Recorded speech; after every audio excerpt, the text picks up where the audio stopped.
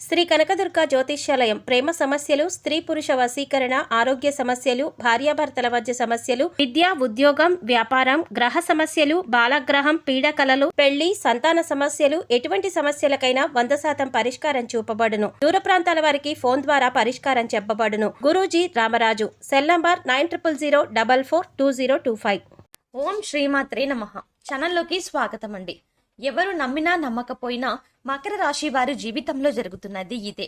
పితృరుణ శాపం వల్ల మీ జీవితంలో ఇబ్బందులు చోటు చేసుకోబోతున్నాయి. మీరు ప్రారంభించే ప్రతి పనిలో సక్సెస్ అనేది మీకు కలగడానికి ఆలస్యం అవుతుంది. ఆర్థిక పరంగా ఎన్నో ఇబ్బందులను ఎదుర్కోబోతున్నారు.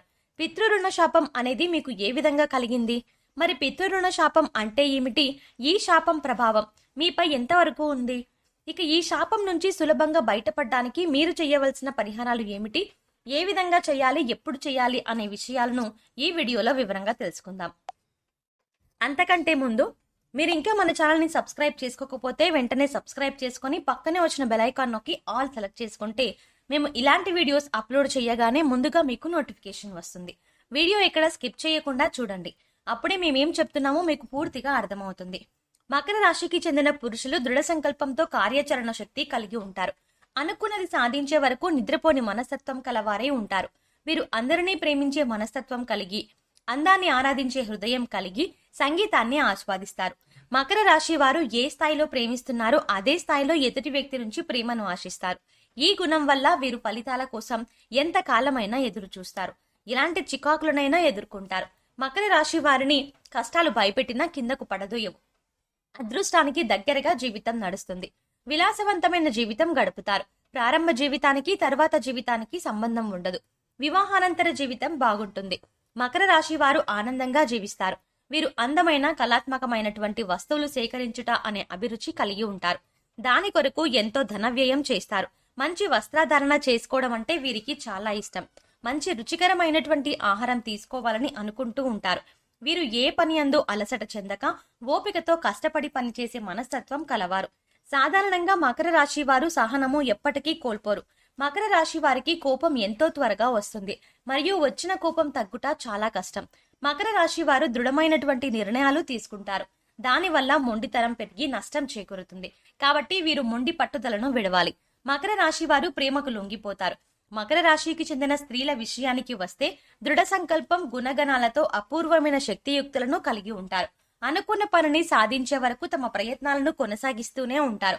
సంగీతం, సౌందర్యాలంటే మకర రాశి స్త్రీలకు అత్యంత ప్రీతిపాత్రం. మొండితనం, స్థిరమైన స్వభావాలు వీరిలో ప్రస్ఫుటంగా కనిపిస్తాయి. మకర రాశి స్త్రీలకు కోపం చాలా త్వరగా వస్తుంది. అయితే ఆ కోపం ఎంతోసేపు కొనసాగదు. దాని నుంచి చాలా వేగంగానే బయటపడి ఆ విషయాన్ని అంతటితో మర్చిపోతారు. కుటుంబ సభ్యులు తమ పూర్వీకులను, వృద్ధులను చూసుకోవడంలో విఫలమైనందుకు మరియు తమని తాము రక్షించుకోవడానికి విడిచిపెట్టినందుకు వార్షిక ఆచారాలు అంటే సంవత్సరికం, పితృకార్యాలు వంటి ప్రాథమిక అవసరాలు వంటి వాటికి కట్టుబడి ఉండడంతో విఫలమైతే కూడా ఈ పితృరుణ శాపం తగులుతాయి. ఇక మకర రాశి వారికి పితృరుణ శాపం కారణంగా ప్రతి విషయంలోనూ ఆటంకాలే ఏర్పడతాయి. మీరు ఒక పని ప్రారంభించారంటే ఆ పని అనేది ముందుకు వెళ్ళదు. ఏదో ఒక సమస్య అనేది విజృంభిస్తుంది. వ్యక్తిగత మరియు సామాజిక జీవితంలో ప్రతికూల వాతావరణం మరియు చిన్న విషయాలపై వాదనలు జరుగుతూ ఉంటాయి. నిరంతరం అనారోగ్యం కారణంగా వ్యక్తి ఆర్థిక అలాగే శారీరక సమస్యలను ఎదుర్కొంటారు. అంతేకాకుండా కుటుంబంలో ఆత్మహత్యలు, ప్రమాదాలు వంటి అసహజ మరణాలు కూడా సంభవిస్తాయి. ఎక్కువ కాలం కుటుంబంలో ఏదైనా శుభకార్యాలు నిర్వహించేందుకు ఆటంకాలు ఎదురవుతాయి. అంతులేని పేదరికం మకర రాశి వారికి సంభవిస్తుంది. ఉద్యోగ విషయంలో నిర్ణయాలు తీసుకోవాలి అనుకున్నారనుకోండి, నిర్ణయం దగ్గరే ఆగిపోతుంది. కానీ అది ఆచరణలో పెట్టడం జరగదు. ఉద్యోగంలో ప్రమోషన్ వస్తుందని గట్టి నమ్మకంతో ఉంటారు. కానీ ప్రమోషన్ రాదు. మీకు అప్పగించిన పనిని మీరెంతో శ్రద్ధగా సక్రమంగా చేసినా శ్రమకు తగ్గ ఫలితం రాదు. ఆదాయంలో మార్పులనేవి చోటు చేసుకోవు. ఎటువంటి ప్రమోషన్లు గానీ ఉండవు. పితృరుణ శాపం ఈ విధంగా మిమ్మల్ని వెంటాడుతుంది. అలాగే ఖచ్చితంగా ఈ పని అయిపోతుందని చివరి వరకు వచ్చిన పని కూడా ఆగిపోవడం లాంటివి జరుగుతూ ఉంటాయి. ఎప్పుడూ మీకు తెలిసి తెలియక చేసిన పనుల వల్ల ఆ శాపంతో మీరు బాధపడుతూ ఉంటారు. ఏ నిర్ణయం తీసుకున్నా సరే మీకు అనుకూలంగా మాత్రం ఉండదు. అయితే మీరు ఇలా అనుకోవచ్చు, మా తల్లిదండ్రులను మేము చాలా బాగా చూసుకుంటున్నాం కదా, పితృరుణ శాపం అన్నారేంటి అని. ఈ జన్మలో మీరు మీ తల్లిదండ్రులకు ఏ లోటు లేకుండా చూసుకోవచ్చు.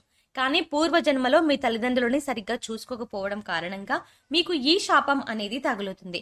అంతేకాకుండా ఒకవేళ మీరు చెయ్యకపోయినా మీ పూర్వీకులు కూడా చేసిన ఆ శాపం అనేది మిమ్మల్ని వెంటాడుతూ ఉంటుంది. ఈ విధంగా మీకు పితృరుణ శాపం అనేది వెంటాడుతుంది. దీని కారణంగానే వ్యాపార పరంగా వ్యాపారంలో అభివృద్ధి అనేది ఉండదు. కుటుంబ సభ్యులకి మీకు మధ్య చిన్న చిన్న విభేదాలు వస్తూనే ఉంటాయి. సంతాన పరంగా కూడా వాళ్ళ వైపు నుంచి కూడా మీకు ఏదో ఒక సమస్య అనేది వస్తుంది. అలాగే వారు కూడా మిమ్మల్ని చిన్న చూపు చూడడం, మీతో అసభ్యంగా ప్రవర్తించడం చేస్తూ ఉంటారు.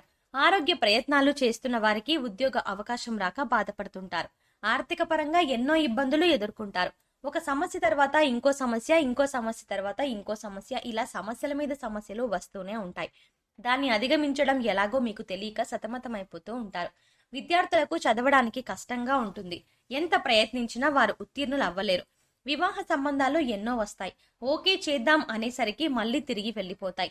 రాజకీయ నాయకులకు పదవి వచ్చినట్టే వస్తుంది, కానీ వెనువెంటే చేజారిపోతుంది. ఇలా ప్రతి విషయంలోనూ ఏదో ఒక అడ్డంకి వస్తూనే ఉంటుంది.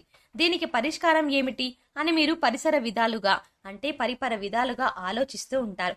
మీ జీవితంలో ముందుకు వెళ్ళడానికి ఈ పితృరుణ శాపం అనేది అనుకూలించదు. మిమ్మల్ని వెనక్కి లాగేస్తూ ఉంటుంది. అలాగే ఆరోగ్యపరంగా కూడా ఎన్నో సమస్యలనేవి ఎదుర్కొంటారు. పితృరుణ శాపం నుంచి బయటపడాలన్నా, ఇబ్బందులకు గురి చేస్తున్న సమస్యల నుంచి విముక్తి చెందాలన్నా, ప్రతి కార్యంలోనూ తొందరగా ఫలితం రావాలన్నా మీరు కొన్ని పరిహారాలు పాటిస్తే సులభంగా ఈ పితృరుణ శాపం నుంచి, అలాగే మీకు కలిగినటువంటి బాధ నుంచి బయటపడతారు. గత జన్మలో చేసిన పాపాల కారణంగా మరియు మీ పూర్వీకులు చేసిన కర్మల ఫలితంగా మిమ్మల్ని శాపాలు అనేవి వెంటాడుతూ ఉంటాయి.